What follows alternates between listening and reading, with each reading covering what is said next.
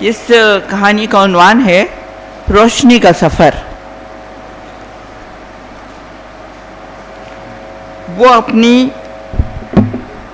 وہ اپنی لمبی لمبی میلی جھولا جیسی قمیصوں سے اپنی ٹانگوں کو ڈھانپے چنار کے درخت کے نیچے خاموش کھڑے تھے۔ رات کی ملگدی سیاہی بستی کے گھروں پر سایہ کیے ہوئے تھی۔ ابھی تک کسی گھر سے روشنی کی ایک کرن بھی نہیں پھوٹی تھی۔ یہ وہ گھر ہیں جن میں دن میں بھی خاموشی اور سناٹے کی مہر ٹوٹنے نہیں پاتی۔ عورتیں اس طرح سر جھکائے سفید سفید کرتے سیتی رہتی ہیں جیسے یہاں کوئی موت ہو گئی ہو اور وہ سب کفن تیار کر رہے ہیں۔ آواز نہیں آ رہی سے؟ ٹھیک ہے، میں اتنا پھر سے پڑھ دیتی ہوں۔ رات کی ملگدی سیاہی بستی کے گھروں پر سایہ کیے ہوئے تھی۔ آواز آ رہی ہے؟ بستی کے گھروں پر سایہ کیے ہوئے تھی۔ ابھی تک کسی گھر سے روشنی کی ایک کرن بھی نہیں پھوٹی تھی۔ یہ وہ گھر ہیں جن میں دن میں بھی خاموشی اور سناٹے کی مہر ٹوٹ نہیں پاتی۔ عورتیں اس طرح سر جھکائے سفید کرتے سیتی رہتی ہیں جیسے یہاں کوئی موت ہو گئی ہو اور یہ سب کفن تیار کر رہی ہوں۔ رات میں تھک کر جب وہ لیٹتی ہیں تو ایسا لگتا ہے جیسے کسی نے بٹن دبا کر ان چلتی ہوئی مشینوں کو روک دیا ہو۔ وہ جب سے پیدا ہوئے ہیں مشینوں کی نگری کو اسی طرح دیکھ رہے ہیں۔ یہاں کبھی دونوں وقت چولہا نہیں جلتا۔ وہ صرف خاص موقع ہوتے ہیں جب بے وقت گھروں کی چھتوں پر دھواں منڈلاتا ہوا دکھائی دیتا ہو۔ اس وقت بھی وہ دونوں پھیلی پھیلی آنکھوں سے بستی پر چھائے ہوئے دھوئیں کے بادل دیکھ رہے تھے۔ سامنے کے اونچے مکانوں سے تھوڑے تھوڑے وقفے کے بعد شعلے بھی بلند ہوتے تھے اور زور زور سے دھماکوں کی آوازیں بھی آ رہی تھیں۔ وہ ڈر رہے تھے کہ کہیں پھر وہی سب لوگ یہاں نہ آ جائیں جنہوں نے کچھ دن پہلے مکانوں کو راکھ میں بدل دیا تھا، جن سے لڑتے لڑتے ان کے باپ بھی نہ جانے کہاں چلے گئے تھے کہ آج تک واپس نہ لوٹے تھے۔ ایک دم بہت سے دھماکوں کی آوازیں گونجی اور بھاری بھاری قدموں سے کئی سپاہی زمین کو رونتے ہوئے گزرے۔ وہ جیسے پیروں میں پر لگا کر بھاگ کھڑے ہوئے اور دھڑکتی ہوئی چھاتیوں سے گھر میں آ گئے، جہاں کے سناٹے سے گھبرا کر وہ ندی کے کنارے بچھے ہوئے ریت کے میدان میں پہنچ گئے تھے۔ ان کے جسم بری طرح کانپ رہے تھے جیسے انہیں تیز جاڑا سوار ہو۔ اماں، وہ مکان، یہ سب دھواں، پولیس آ رہی ہے، ہمیں چھپا لو، پولیس آ رہی ہے، وہ سب ضرور یہاں آ جائیں گے۔ وہ اس سے لپٹ گئے۔ کون؟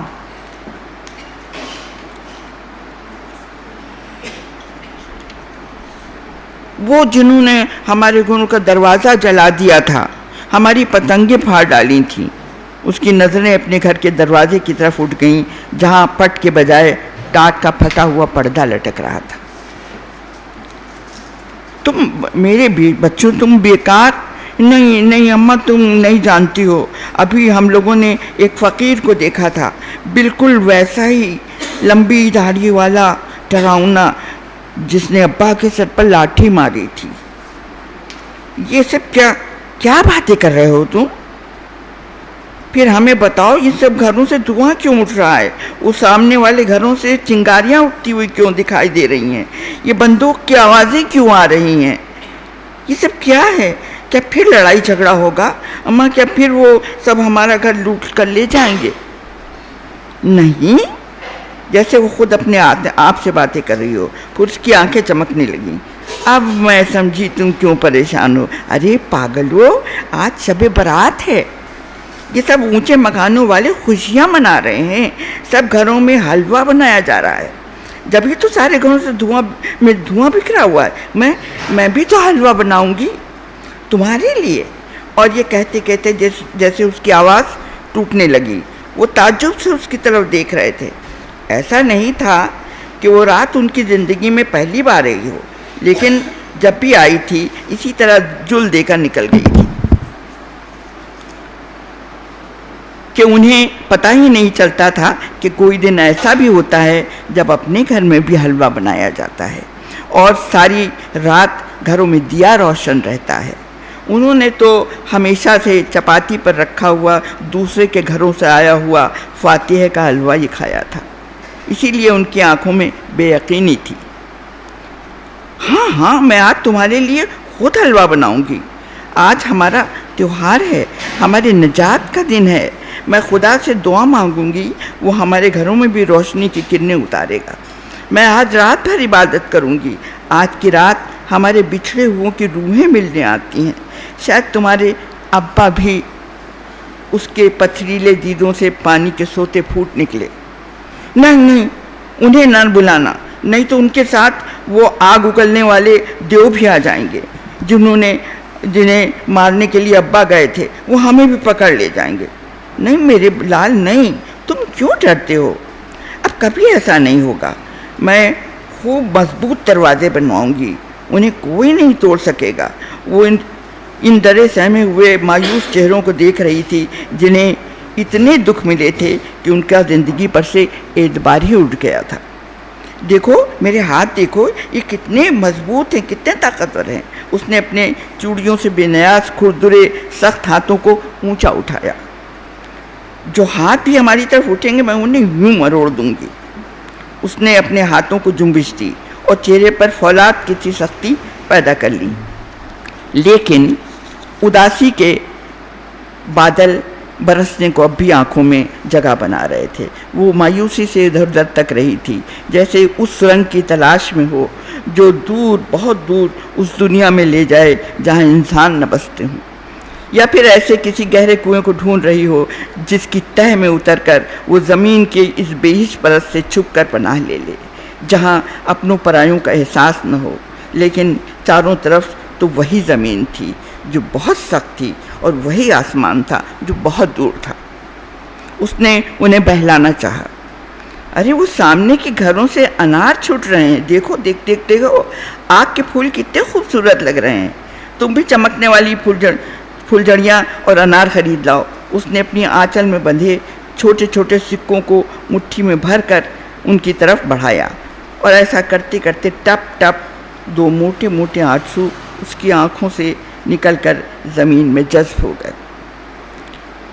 وہ دونوں پیسے اپنی پھٹی ہوئی قمیصوں کی جیبوں میں ڈالے ساری بستی میں گشت کر رہے تھے۔ رات نے اپنی سیاہی سب گھروں پر پوت دی تھی، ہر طرف خاموشی چھائی ہوئی تھی، نہ بچے گلیوں میں دھماکے چھڑا رہے تھے اور نہ آتش بازیوں کی دکانیں چمک رہی تھیں، بس اکا دکا فقیر صدا لگاتے ہوئے جلدی جلدی گزر جاتے تھے۔ وہ یہاں سے وہاں تک گلی کا چکر لگائے اور اب پھر اسی ریت کے صحرا میں کھڑے تھے جہاں سے اٹھ کر وہ گھر گئے تھے۔ انہوں نے کئی بار سکوں کو اپنے ہاتھوں میں ٹٹولا، ان کی سمجھ میں نہیں آ رہا تھا کہ ان پیسوں سے اب کیا خریدیں، اور پھر وہ ندی کے اس کنارے کی طرف چل دیے جہاں آج رات پورا شہر جیسے امٹتا چلا رہا ہے۔ آتش بازیوں کی چمک، دھماکوں کی دھڑاپڑ اور لوگوں کی ریل پیل سے تل دھرنے کی جگہ نہیں رہتی۔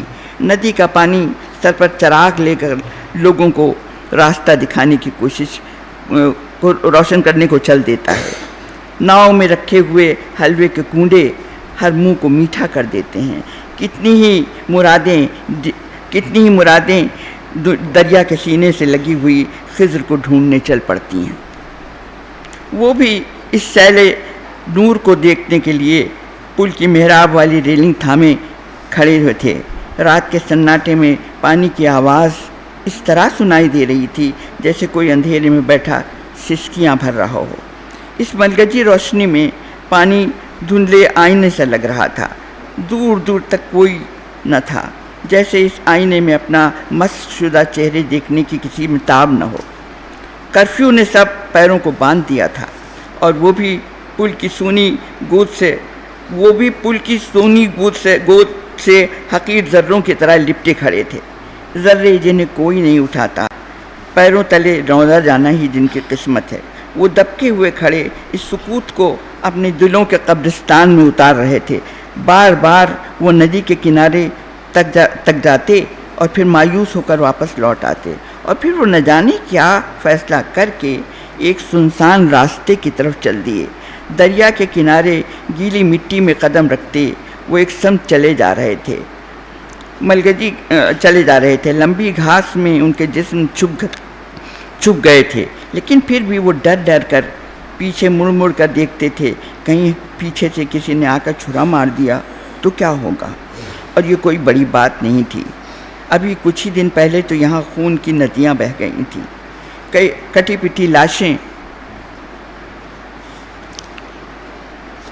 انہوں نے اپنی آنکھوں سے دیکھی تھی۔ رات کے اندھیرے میں پیر جب بھی کسی سخت چیز سے ٹکراتا تو وہ سہم کر کھڑے ہو جاتے کہ کہیں کوئی مردہ جسم نہ پڑا ہو۔ بار بار پتاور ہٹانے کی وجہ سے ہاتھ کئی جگہ سے کٹ گئے تھے، خون رس رہا تھا۔ وہ ایک لمبے میدان کو پار کرنے کے بعد اس بستی کی طرف مڑ گئے جہاں باہر سے آ کر بس جانے والے مزدور اور محنت کش اور بساتی رہتے تھے۔ وہ ایک بساتی کی جھوپڑی پر دستک دے کر ذرا کنارے ہو کر کھڑے ہو گئے، اور پھر رات کے سناٹے میں چھوٹے چھوٹے سکوں کی کھنکتی ہوئی آواز سنائی دینے لگی، شاید وہ کچھ خرید رہے تھے۔ تھوڑی دیر بعد وہ واپس باہر نکلے تو ہاتھوں میں چند مڑے تڑے ہوئے کاغذ تھے۔ وہ جلدی جلدی ندی کی سمت واپس آ رہے تھے۔